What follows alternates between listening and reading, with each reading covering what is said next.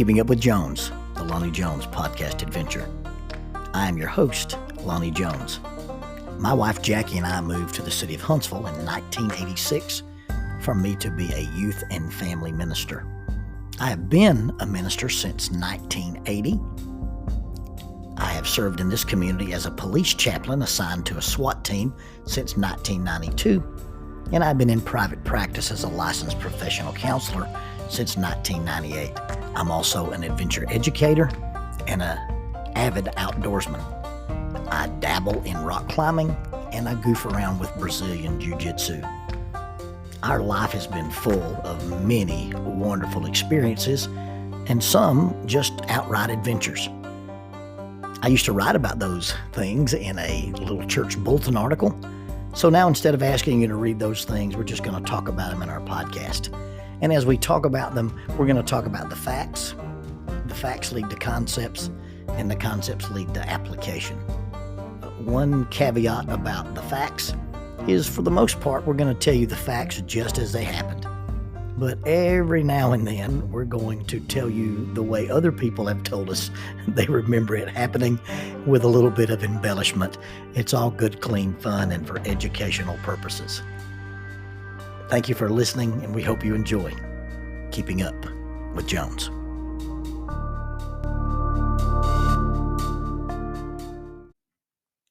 Faulkner University announces a 60% tuition discount for members of the Church of Christ. Now, there are some guidelines. This 60% tuition reduction is applicable to adult undergraduate Bible degrees or graduate Bible degrees from the Curley Graduate School of Theology in the VP Black College of Biblical Studies. You must satisfy all admission requirements and maintain satisfactory academic progress. You must remain continuously enrolled, including summers, until the completion of the degree. You must provide a letter from an elder or minister, preferably on church letterhead, verifying that you're an active member of a Church of Christ congregation prior to your initial enrollment. This offer applies to adult undergraduate degrees such as biblical studies, youth and family ministry tracks, and it also includes graduate degrees. And those are the Master of Arts in Biblical Studies, the Master of Arts in Family Life Ministry, or a Master of Theology, and it also applies to the PhD in Biblical Studies. For undergraduate inquiries, please contact Adult Enrollment, 334-386-7140, 334-386-7140, or Adult Enrollment at Faulkner edu. That is Adult Enrollment at faulkner.edu. For graduate inquiries, please call 334-386-7539, 334-386-7539. Graduate enrollment at faulkner.edu. That is graduate enrollment at faulkner.edu. Faulkner University is a sponsor of Keeping Up with Jones, the Lonnie Jones podcast adventure.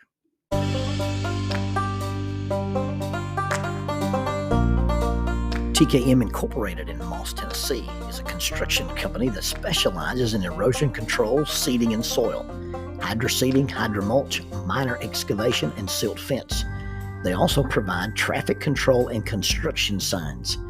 Their business is keeping people safe, but their passion, their mission, is they wish that all men could be saved. TKM has adopted the nickname the King's Men because as they serve you, they also serve the King. If they could provide any of their services for you, please contact them at 931-243-3958. That is 931-243-3958. Or you can contact them on the net at tkminc2001 at twlakes.net. That is tkminc2001 at twlakes.net. TKM Incorporated is a sponsor of Keeping Up with Jones, the Lonnie Jones podcast adventure.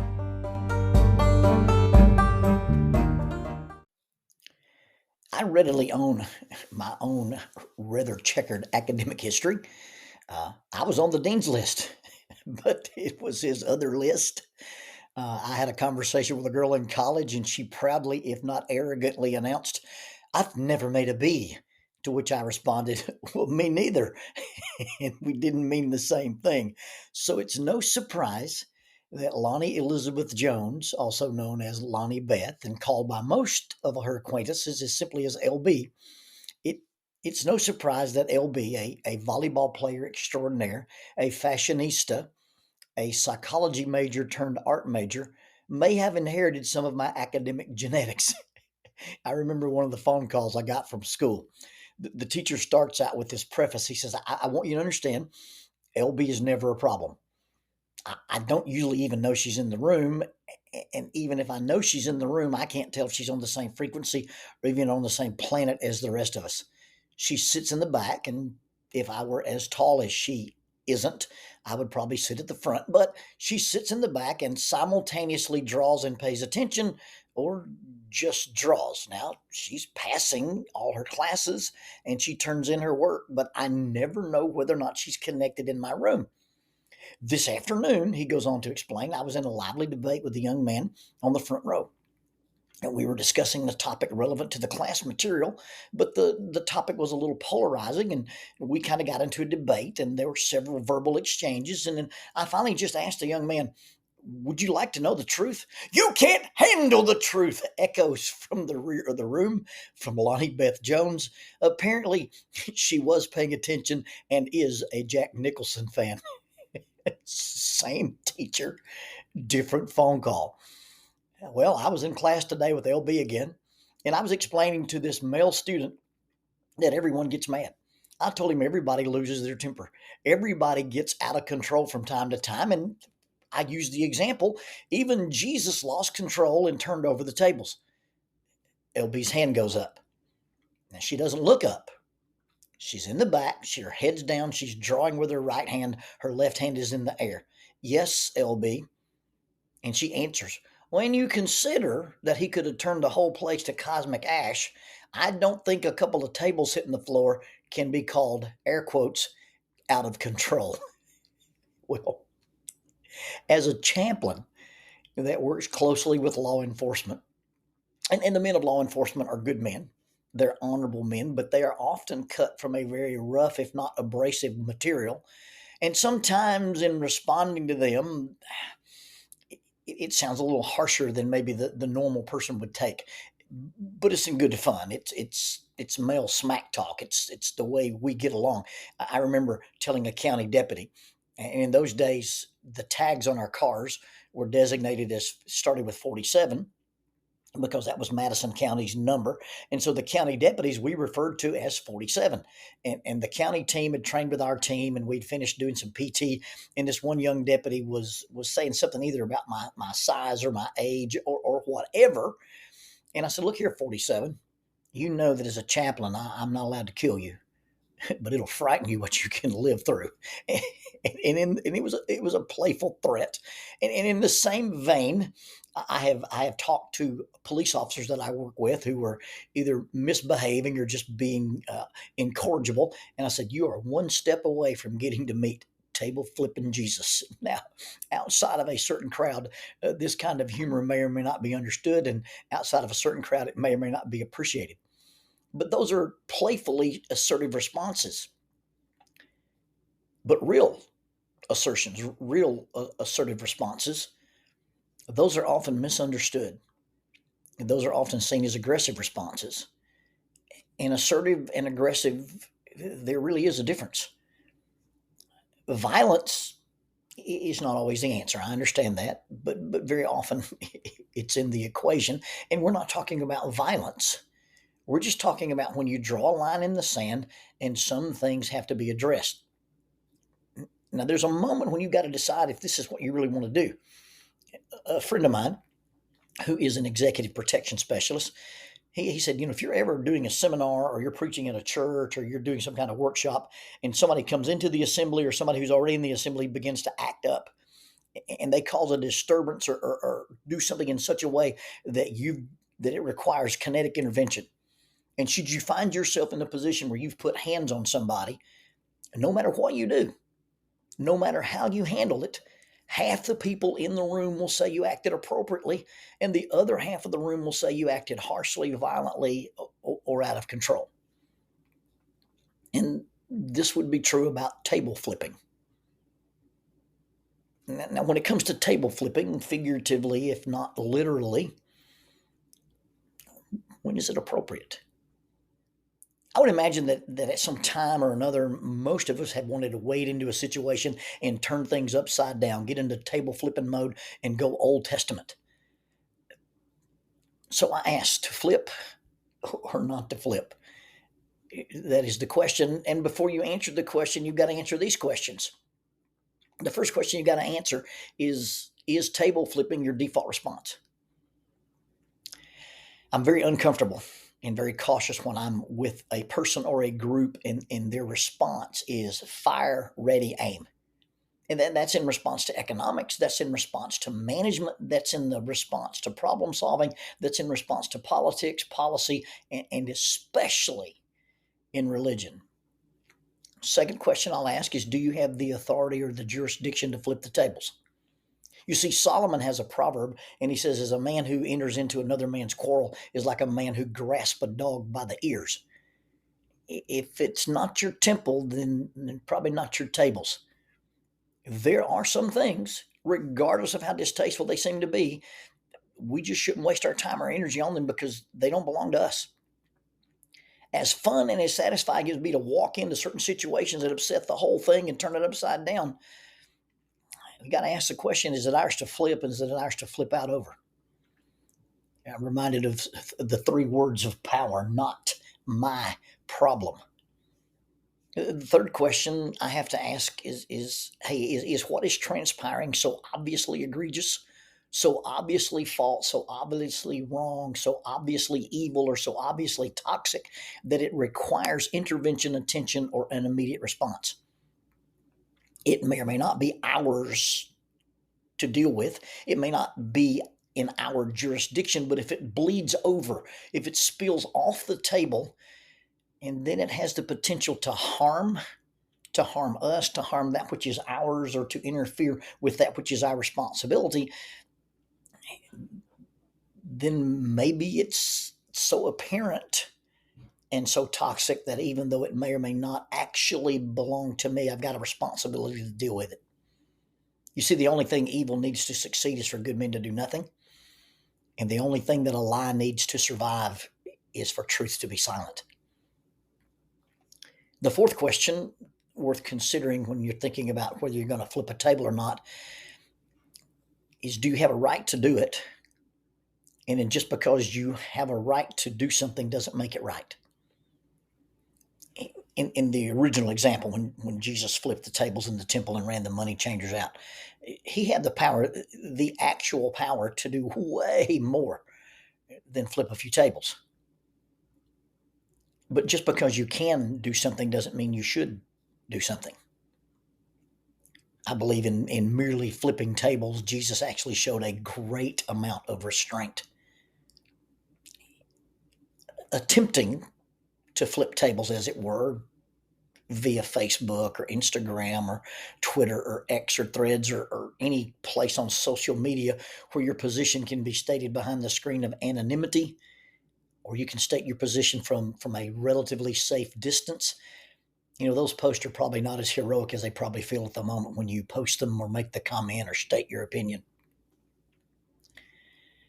Social media has this thing of making us feel more intimate with people than we really are. I try to save those kinds of comments to somebody that'll actually make a difference too. I try to save those for one-on-one interactions, sitting down at a table, sharing a Coke, drinking a milkshake. If I don't have any influence over that person, I'm not going to waste my energy arguing with them. If I do decide to opine, if I do decide to enter into a conversation like that, then I'm not going to share my opinion. I'm going to share facts. I'm going to share the science. I'm going to say, this is what this group says, but this is what another group says, and here's the science, here's the statistics, etc., to back it up. I'm going to keep my personal opinion off the table, and I'm going to stay off my personal soapbox. I think a very concise, this is what I believe, and these are the facts, this is the science, this is the metric I use for making that decision. I think that's about as good as you can get. I know it's hard to ignore some of the offensively false and ignorant things that people state. And the gut reaction, the initial response is, man, I got to say something. I got to zap that guy. If it offends you that much, it doesn't really hurt anybody and it doesn't really hurt you, but you just don't like it, then delete it, hide it, unfollow it, or block it. And then you flip the table of personal access. Now, you didn't actually clean up the temple of social media, as it were, but you cleaned up your area. And that's probably the best you can do. The fifth question to ask is, what if somebody flipped my table? When my table gets flipped, it's hard to take. You see, I've set up my little booth. I've set up selling my little wares. I've got my position. I've got this thing I'm proud of. And then all of a sudden, somebody comes in and turns the whole thing over. Well, am I honest enough? Do I have enough self-control? Do I possess sufficient self-insight to survey the mess and critically analyze whether or not that particular table of mine actually needed being toppled? See, being self-aware and not being self-absorbed. And so if you can't take having your table flipped, then you should not be eager to flip any table anywhere for any flipping reason. Now, if I decide to flip out or flip tables, it must be because there is a level of toxicity. It must be about deceit, abuse, exploitation, fear-mongering, gaslighting, manipulation. Those are the things that are on the table, and they're not just staying on the table, but they're overflowing from that table, and they're in play, and they have a direct effect on me, on mine, on my life, or those for which I am responsible. And in that case, then yeah, you probably need to confront it and you need to flip the table. Now, there are tables and they're full of things that are inconvenient, unpleasant, upsetting, distasteful, unfair. They go against the grain. They're counterculture. They're offensive. But they are well within the rights of the people who own the table. In those cases, you shouldn't flip the table. But neither do you have to visit the table. Neither do you have to sit at the table. Neither do you have to endorse what's on the table. You can just simply decide to walk around those tables. In the two occasions in Scripture where Jesus cleansed the temple by flipping tables and driving out the merchants, the thing that was actually occurring, we would probably just loosely call hypocrisy. But if you really, really look at it, what was going on in the temple would be a thing that I would call spiritual abuse. It's not a term you regularly hear. It's probably not one you've ever heard in church. But spiritual abuse is a very similar cycle to domestic abuse. Let me read you a precise definition. Spiritual abuse occurs when someone uses a person's religious or spiritual beliefs to manipulate, control, or cause them harm by twisting religious teachings to justify abusive behavior, forcing participation in certain practices against their will, or using guilt and shame to maintain power over them. Essentially, it's a form of emotional abuse that leverages a person's faith against them in order to control them.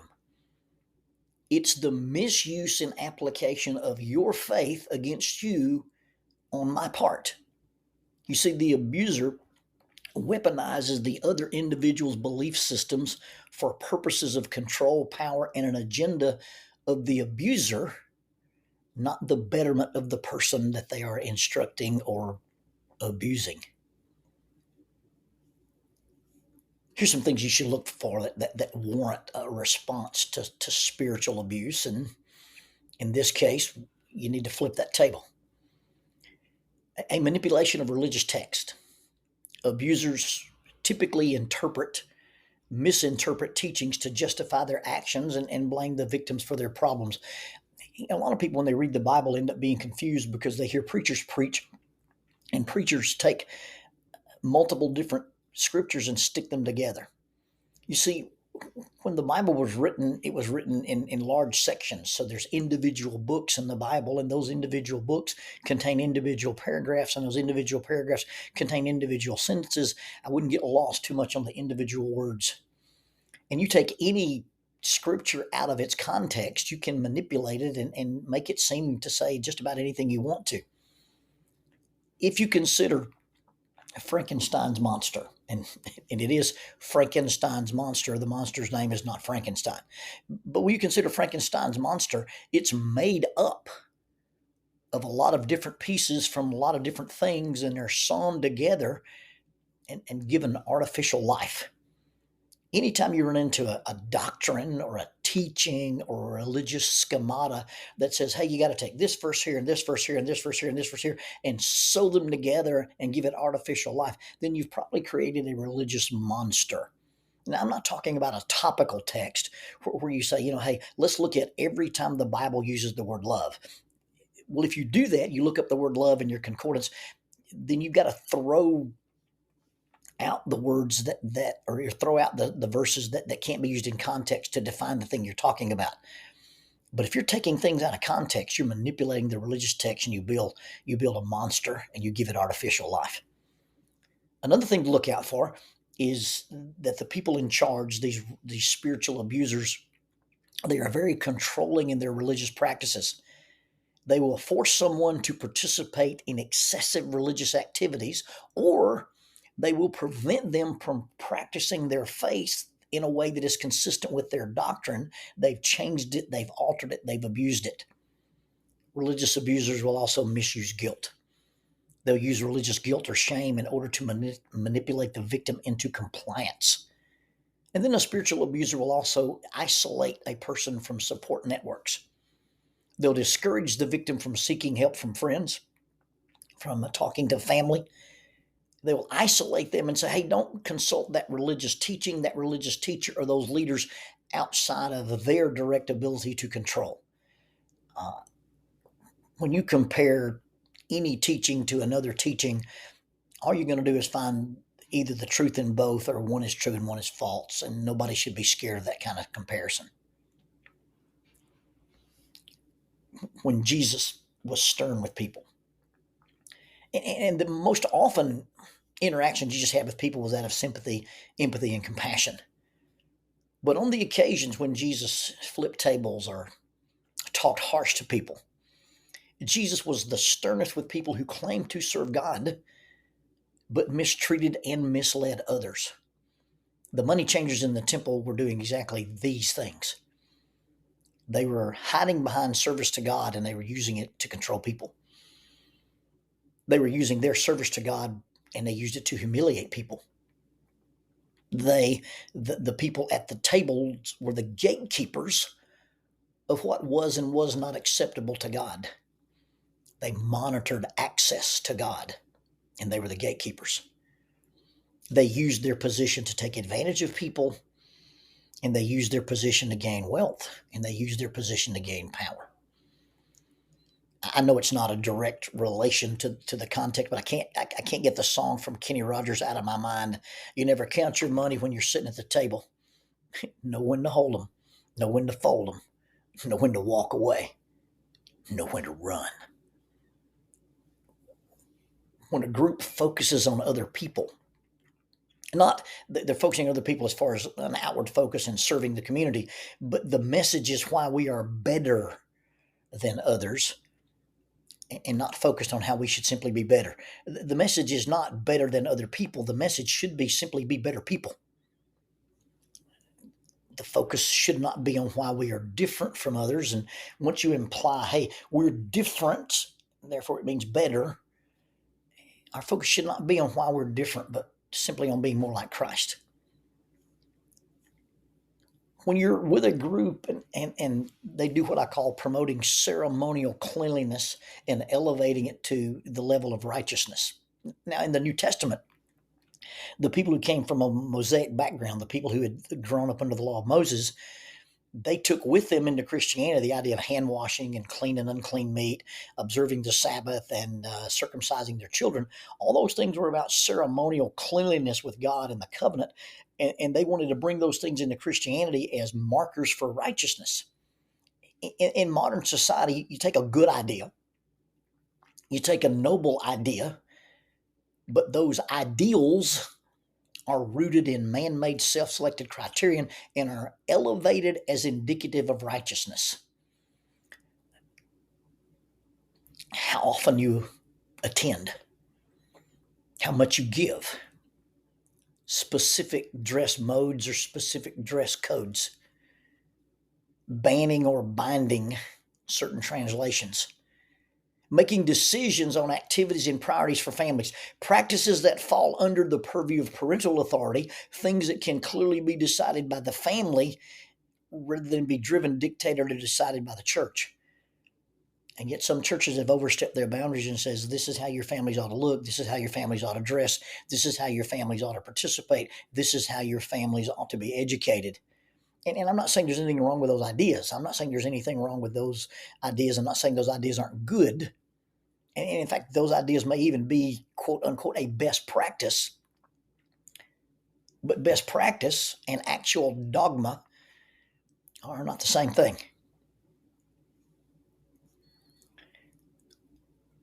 In my career as a minister and as a therapist, I've run into a lot of people who've experienced spiritual abuse. They wouldn't have used that term, but as you listen to their experiences and you listen to the things they've endured, many people have experienced religion in a negative and harmful way, and there was no authority to flip the tables for them, and they knew what was happening was not right. Just like the people in the story where Jesus cleanses the temple, they travel hundreds of miles to sacrifice a sheep, and they get to the temple gate only to be told, "Oh, that sheep doesn't meet temple standards. You'll need to trade it for one of ours." And there's an upsell on the price, and then they take the sheep they took away from that person and sell it to somebody else. Well, they knew it wasn't right, but they felt inadequate or powerless to flip the tables, and so they endured the abuse and just took it.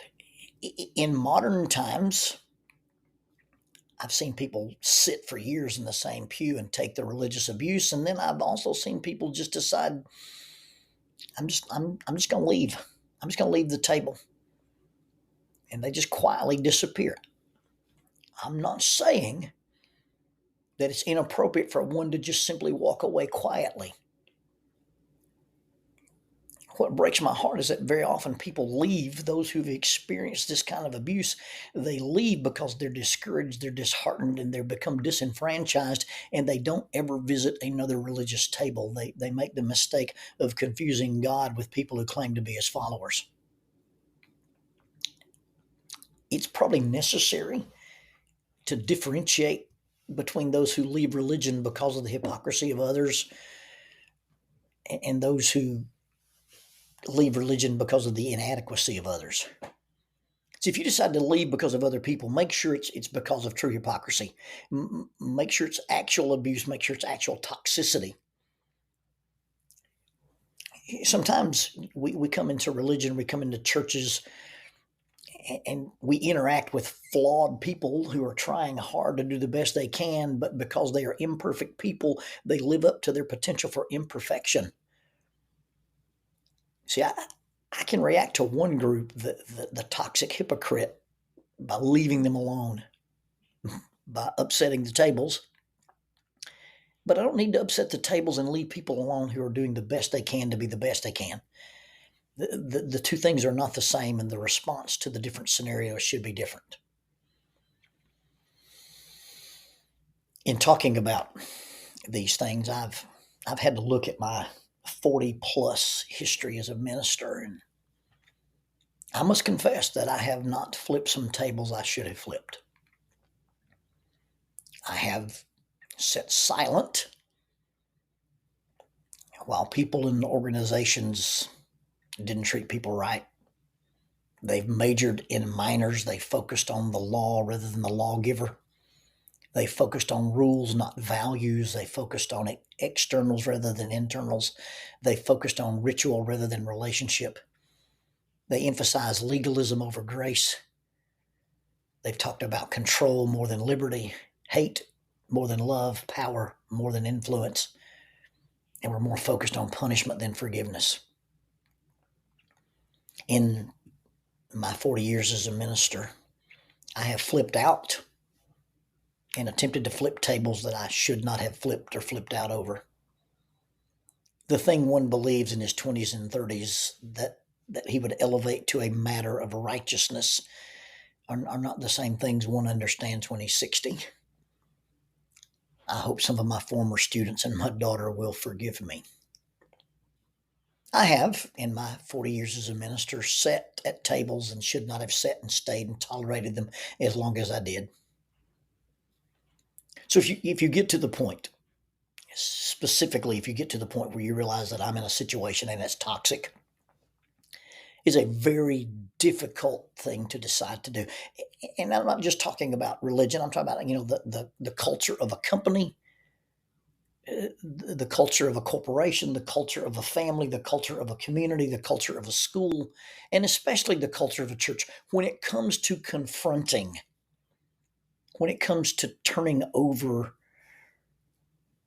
the traditions or the teaching or the abuse, when you're at that point and you decide, hey, I'm going to take action, I think there's two important questions that you got to ask. One is, when I draw the line in the sand, when I put my hand under the table and I decide to flip it over, what good will this do? Am I doing this because it will actually make things better or just make me feel better? And the second question you got to ask is, what kind of harm am I going to do? Because when you do this, somebody is going to feel harmed. You may harm yourself. You may harm your reputation. I'm not going to do anything I do to harm people. I'm not going to do anything I do to harm the church. And I don't want to allow other people or yourself to be harmed. So you got to ask the question, what good will it do and what harm will it do? Will it do more good than harm, or will it do more harm than good? I may be being too vague here,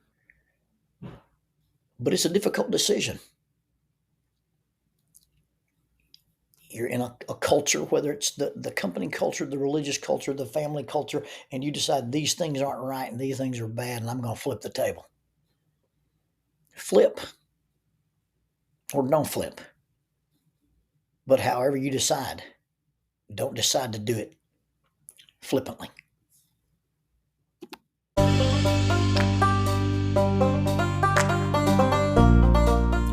Using the tool of shortwave radio, World Christian Broadcasting literally covers the world every day with the gospel.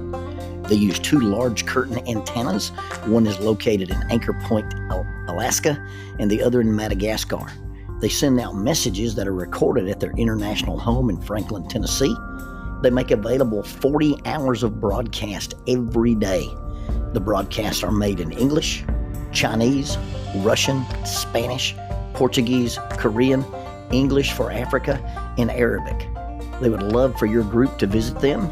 You can bring your ladies group, your youth group, or your men's group. Just give them a call at 615-371-8707, 615-371-8707, or you can go to worldchristian.org, find the Donate Here button, and make a financial contribution to support this work that literally covers the world every day with the gospel.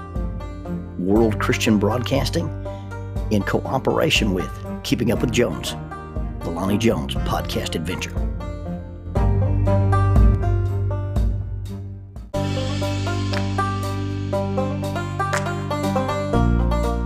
The mission of Heritage Christian University is simple. They aim to advance the churches of Christ by equipping servants through undergraduate and graduate programs. Heritage Christian University produces effective communicators of the gospel, focusing on evangelism and a commitment to Scripture.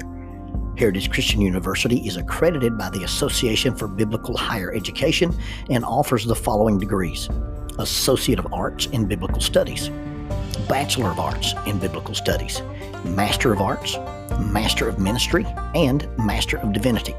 Since 1968, Heritage Christian University, formerly International Bible College, has offered affordable degrees in biblical studies, allowing graduates to thrive in their ministries without the burden of loan debt after graduation. For more information about Heritage Christian University, visit www.hcU.edu. hcu.edu. That's 3 W's and a dot. hcu.edu. Heritage Christian University is a sponsor of Keeping Up with Jones, the Lonnie Jones podcast adventure.